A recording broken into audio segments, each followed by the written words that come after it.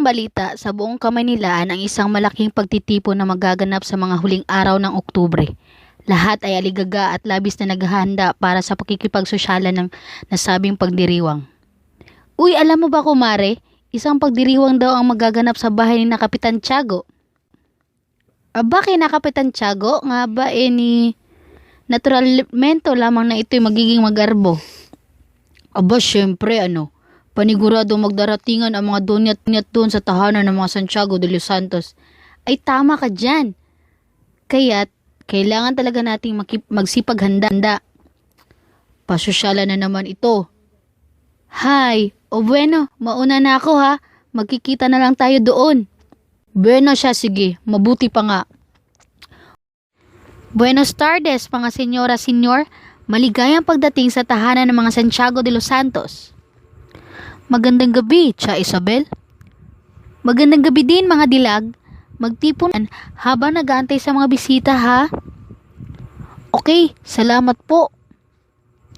Grabe, napakaganda ng bahay nila, Sobra, parang isang palasyo. Napakaganda naman dito, Napakamadami-dami palamuti. Oh, nasaan si Kapitan Tiago? Siya hindi pa dumarating. Teka, paumanhin. Ngunit magpupunta muna ako sa kusina. Hay, ang daming tao. At sa isang bilog ng lamisang kinaupuan nila Pari Damaso, umaalingasaw ang pag-asaklap na paglalarawan ng prayle ukol sa ugali ng mga Indiyo. Kahit kailan ay wala talagang kwenta ang mga Indiyong iyan. May kita 20 taon akong naninilbihan sa bayan ng San Diego. Ang buhay ko bilang pari na subaybayan na nila. Ngunit nang ako'y madestino sa ibang lugar, kakaunti lamang naghatid sa akin. Mga walang modo, walang mga pasasalamat. Totoo ba yan, Pari Damaso? Oo, at isa pa, kung di naman dahil sa nagmamagaling na tiyente general natin, ay hindi ako madidestino sa iba. Siya lang ang bukod tanging naniniwala na ang taong iyon ay hindi nakasalanan. Aba, hindi nag-iisip, maski sa pagpapalibing sa masamang tao, hindi ako kinukonsulta. Oo nga ho. Pare Damaso, maghulos dili ka. Tayo na sa ilalim ng bubong ng isang Indiyo. Hindi ka naman nagsigurado naghahamon ng away, hindi ba? May kanya-kanyang opinyon ang mga tao. Oo nga ho. At sa pagkakaalam ko sa mga tunay nangyari, wala ho kayo, Pare Damaso. Dito sa San Diego noon, kaya inilibing na ang bangkay na napakarangal na taong iyon. Ngunit di pa rin kayo nagbigay alam. Alam nyo namang may atraso sa amin ang lalaking iyon. Hindi nyo man lang naisip ang pangalan ng Cora Parroco. Dahil sa mabait naman siyang tao, hindi siya makasalanan kagaya ng pinaparatang ninyo. Mga kapatid, ikinalulungkot ko ang pagkasabi sa maselang bagay na ito. Ngunit Pare Damaso, tanggapin nyo nang napabuti kayo sa pagkalipat ninyo. Napabuti? Baka naging daan para mawala ang pananalig ng mga Indiyo sa Diyos. Anong nangyayari dito? Paumanhin sa munting di pagkakaintindihan ito. Tayo na't mag-antay na lang ng matiwasay kay Kapitan Tiago. At sa kalagitnaan na pag-uusap nila, dumating na nga si Kapitan Tiago, hawak ang kamay ng isang binatang nakaluksa. Mga kaibigan, maraming salamat sa pagdalo sa aking munting pagtitipon. Ipinatawag ko kayo sapagkat mayroong isang napakahalagang tao na nais kong ipakilala sa inyo. Siya ang anak ng isang kaibigan natin lahat na yumao na. Ang anak ni Don Rafael Ibarra, si Crisostomo Ibarra na mula sa Europa. Magandang gabi sa inyong lahat. Ikinagagalak ko po ang mga parito. At ikaw pala, ang anak ng magiting na si Don Rafael Ibarra. Ako nga po, senyor. Ang iyong ama ay isang napakamubuting tao. Sana'y mapunta sa iyo ang kasiyahan ng ipinakagkait sa kanya. Sana nga po, tiyente. Magandang gabi po. May tanong ko lang ho. Hindi ho ba't kayo si Pare Damaso? Ang matalik na kaibigan ng aking ama? Ako nga si Pare Damaso. Ngunit sa tingin ko hindi ako itinutukoy mo. Kailanman hindi ako naging matalik na kaibigan ng iyong ama. Naku ho, pasensya na po Pare Damaso. Bilang kaugaliang natutunan niya sa Europa, siya ay napakilala sa kanyang sarili sa mga taong hindi siya nakilala. Lumalapit siya sa mga kababaihan. Magandang gabi po sa inyong lahat. Bueno, kumain na tayong lahat. Maupo ang lahat. Kumain. Ano ba yan? Ang laman lang mga tasa ay mapayat na leeg at pakpak ng manok. Kristomo, pagkatapos mong mapangaralan ang mga bansa sa Europa, alin ang masasabi mong paborito mo? Wala akong paborito. Pagkatapos ko malaman ang lahat sa kanila, nalaman ko na wala naman palang kagandang-gandang katangian ng lugar ng Europa. Iyan lang ang natutunan mo sa Europa? Kahit sino naman matutunan yan, kahit hindi naglulustay ng pera. Kahit sa paglabis ng katayaran ng praile, hindi na lumaban si Ibarra. Siya ay tumayo lalang at nagpaalam. Paumanhin ho sa inyong lahat, kailangan ko na pong umalis. Ngunit parating na po si Maria Clara, hindi mo pa ba siya intayin? Pasensya na po. Ngunit meron po ako nais importanteng bagay na kailangan asikasuhin. At tuloy na siyang umalis sa pagtitipon. Hindi alam ni Ibarra kung saan siya pupunta. Naglalamig sa kalsada at walang matutuluyan. Kaya naman nagmamasid-masid sa paligid ng kanilang bayan sa may simbahan at inaalala niya rin ang mga alaala ng kanilang nilisang bayan. Hay, wala pa rin magbabago sa aking bayan. Nandyan pa rin nagsusorbetes at nagtitinda ng mga kakain. Ang mga nagtitinda ng mga insik at iba pa. Pasensya na, Ibarra. Ngunit gusto lang kita sabihan ng mag-ingat. Isa napakayamang tao sa San Diego ang iyong ama, ngunit iba ang pananaw niya sa kanyang buhay, kaya siya ay pinaratangan ng simbahan. Siya ay tinawag na herehe at filibusterero. Ang kura parako ay palagi siyang pinagriringgan kanyang pagbabasa bagamat hindi binabanggit ang kanyang pangalan dahil ito sa pagkakapantay ng mga isang artilyero. Isang araw, isang grupo ng mga bata nag-aasal sa tanga-tanga artilyero at dahil sa busilak ng puso ng iyong ama nang napansin ng sinasaktan ng mga bata ang artilyero, pinagtanggol niya ito. Ngunit napalakas ang pwersa ng iyong ama kaya napatay niya ang isang artilyero. Dahil dito ay nakulong ang iyong ama sa kulungan. Pinaratangan ng herehe at filibusterero at sa bilangguan na din siya namatay. Bakit ganito kasaklap ang nangyari sa aking ama?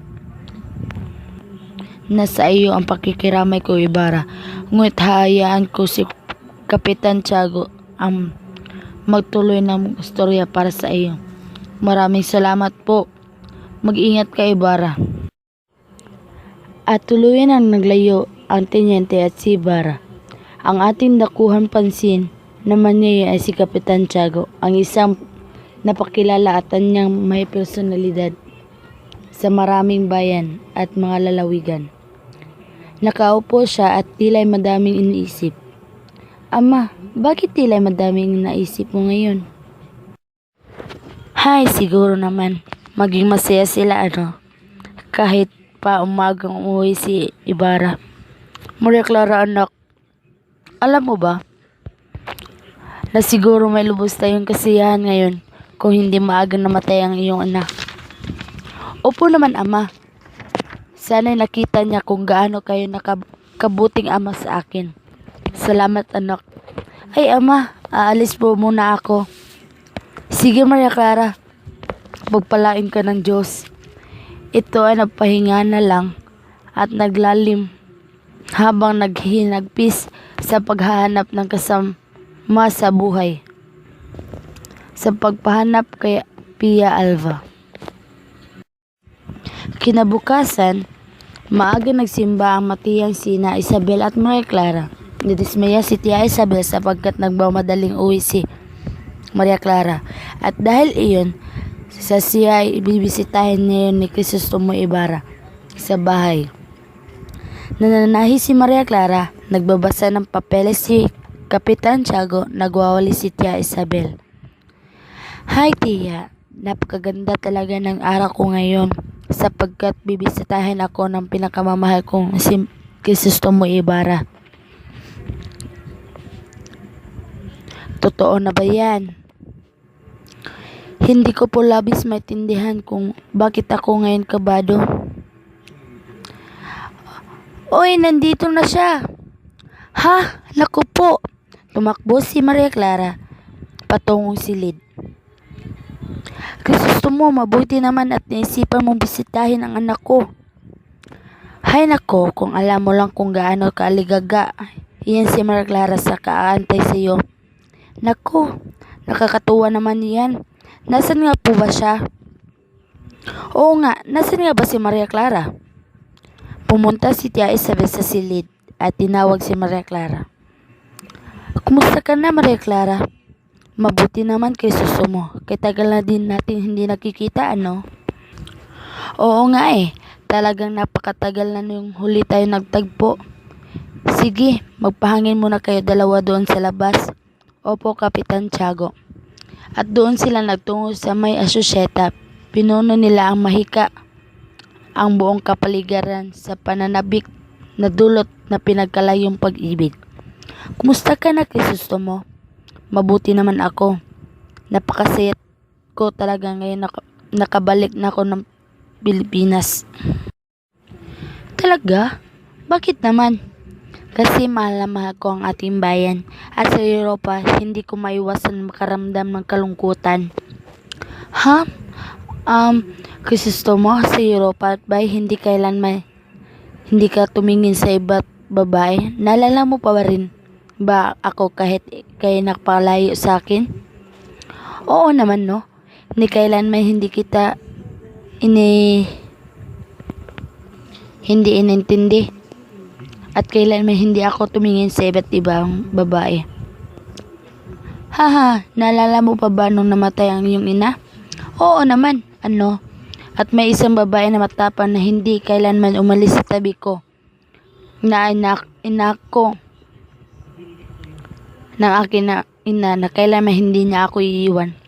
At naalala mo pa rin ba ang paglalaro natin noon ng siklot, sintak at sungka? At mga pagkataong tayo nag-aaway at nagkasundo rin agad? Aba, oo naman ano. Kung minsan nga hindi ko maiwasan ang tumawa sa tuwing naalala ko yung pagkataon na yun. Nung bata pa tayo. Hay, alam mo ba, Crisostomo? Sa inaaraw-araw ng buhay ko sa loob ng kumbento ay ikaw lamang ang nasa isipan ko. Hindi ako makikinig ng ibang kompresor na nag-uutos na ikay kalimutan. Ikaw din ay di ko na wala ng akin sa isip. Sa katunayan nga ito nilabas niya ang dahon na sambalilo. Aba, natago mo pa rin ba yan? Oo naman, at ito yung dahilan ng mahal na mahal kita, Maria Clara. Ako din naman, Crisostomo. Sa katunayan niya naitago po ko pa rin ito, ang sulat na pamamaalam ko. Binasa ni Maria Clara ang sulat. Mahal ko, Maria Clara. Labis akong nalulungkot sapagkat kailan ko'y lumisan. Ang sabi ng ama, higit na kailan daw ako'y ng ating bayan. Kaya't hindi palabag sa aking kalooban ay ikay muna kita iiwan. Ako'y nagtungo sa Europa upang mag-aral. Antayin mo ang aking pagbabalik, mahal ko. Tayo magsusumpaan sa harap ng altar na magkasama ngayon at magpakailanman. Mahal na mahal kita, o irog ko. At ikay di mawala sa aking puso kahit na ako'y maasan pa man. Paalam, mahal ko. magkikita tayo muli. Ikaw ang napalimot sa akin mga tungkulin na aking bayan. At ayos ka lang ba, Krisostomo? At bakit mo naman nasabi ang iyong mga iyon? Paumanhin, pasensyahan mo na ako, Maria Clara. Ayos lang yun, Ibarra. O Beno, ako'y aalis muna, Maria Clara. Aalis ka na? Ngunit kararating mo pa lang ha. Paumanhin, ngunit mayroon pa akong mga asikasuhin. Araw mga patay ngayon. Huwag ka mag-alala, magkikita pa rin tayo muli. O sige, paalam. Nagluluha si Maria Clara habang nag-iisa. O anak ko, ano po yun, ama? Ipagsindi mo ang 2 kandila sa Ibarra para sa kanya matiwasay na paglalakbay. Sige po, ama. Nagsisindi ng kandila si Maria Clara. At si Ibarra ay napabilis na ragsana sa sasakyan sa kamay nilahan. Hindi niya maiwasang gunitain ang kalagayan ng Europa at kalagayan ng mahal natin Pilipinas. At sa isang sasakyan, nakita niya nakasakay si Pari Damaso, nakakunot ang noo at tila mayroon na namang kaaway. Hindi siya na magkamali doon. Pumunta si Pari Damaso sa kanilang bahay nila Kapitan Tiago. Kapitan Tiago, Pari Damaso, anong dahilan na padalaw ka ngayon? Kailangan natin mag-usap, Kapitan Tiago. Sige ho, dumito muna tayo sa upuan. Sana ay matindihan mong ikaw ang isang makapangyarihan tao dito sa San Diego at isang laganap na kapangyarihan mo na sa iyo ang panig na impluensya ng tao. Opo, batid ko po iyon. Ayun naman pala Sana patutuhanan mo ito. Nalalaman ko na mapapakasal daw si Maria Clara at si Krisostomo Ibarra na iyon. Totoo po iyon. Mga bata pa lang po, inaayos na namin ang kanilang mga magulang sa kanilang pagpapakasal. Kung gayon para saan pa ata ako ay naging ninong nila, Maria Clara? Hindi niyo pa rin ba pinapaalam sa akin ang buhay ng kanilang mga inanak? Hay nako, nakadidismaya. Siguro naman at alam mo na kung ano ang hinihiling ko sa iyo. Hindi na sana mangyari ang ganito kung ikaw ay sumasaguni muna sa akin. Ngunit pinipili mo suportahan ang Krisostomo na Ibarra na iyon. Beno, ayoko nang maulit ang kababal langgayan yan. Ang patiwalaan mo ang aking pagpasisiya. Opo, Pari Damaso. Paalam na. Nanililito na ako. Samantala sa isang dako naman ng kumbento ng simbahan, nag-usap ukol ng Indios ng 2 mga praile. Magandang araw po, Pari. Si Bayla. Magandang araw din ho sa inyo. Naku, mukhang hirap po kayo sa ubon nyo. Napatingin na po ba kayo ng iyong kalusugan? Aba, oo naman no. At kagaya ng iniisip mo, malapit na ako mamatay. Sa tanda kong ito, ano pa ba ang itatagal ko sa operasyon? At siguro kabayaran na rin ito ng dami mga taong aking pinaghihirapan. Hay nako. Huwag naman po kayong magsalita ng ganyan. Bakit hindi? Totoo naman lahat na iyon.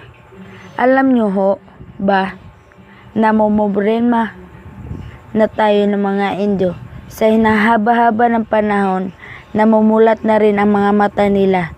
Nakita na nila na sila gumagamit lamang natin. Namumulat na sila ng katotohanan na inaabuso natin sila. Nako, hindi maganda yan. Ang ibig sabihin lamang niyan ay mawala ang paniniwala nila sa atin at dahil doon mawala ang kapangyarihan ng mga Kastila sa Pilipinas. Nako, hindi maganda ito. Nagsisimula ito sa kunyatin tayo. Opo, talagang nanganganib ang kapangyarihan natin.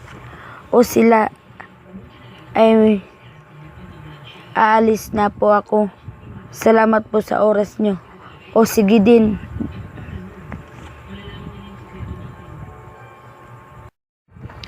Kapansin-pansin ang pag-alala ng mga praile sa San Diego. Mahiwagang kasaysayan ng mga bayan ito. Pag-aari ng Ibarra, ang kapangyarihan ng pinagmumunuan ng mga Cora at mga Alpares. At dahil sa araw ng mga patay, bumisita si Ibarra sa sementeryo. Magandang araw ho. Alam niyo po ba kung saan matagpuan ang libingan ng ama ko? Oo naman, senyorito. Nilagyan ko po malaking cross ang inyong libingan ng ama para maging marka. Nasaan ba ang libingan ng ama ko?